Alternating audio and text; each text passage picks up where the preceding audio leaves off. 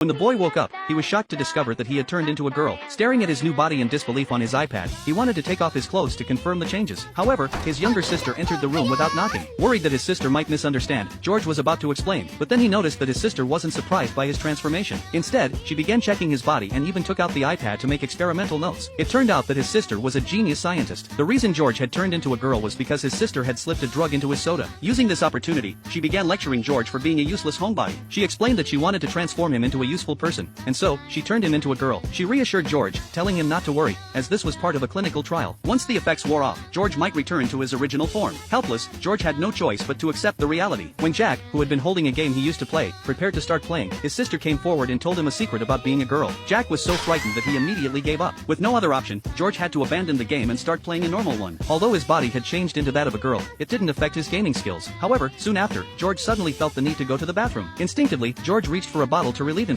but then he realized that his body was now different from before. Ultimately, George had to run to the bathroom. When he reached the toilet, he tried to stand up as he always had, but suddenly remembered that he was now a girl. Reluctantly, he sat down to relieve himself. Afterward, George returned to his room, feeling downhearted. He lay on the bed and groaned in frustration. All of this was clearly observed by his sister, who had been watching from the room. The next day, his sister came to check on George's condition and noticed a strange odor. When she asked, she found out that George hadn't showered in 5 days. So, she forced George to take a bath and put on the clothes she had prepared for him. George, wearing a skirt for the first time, felt a chill below and a sense of insecurity.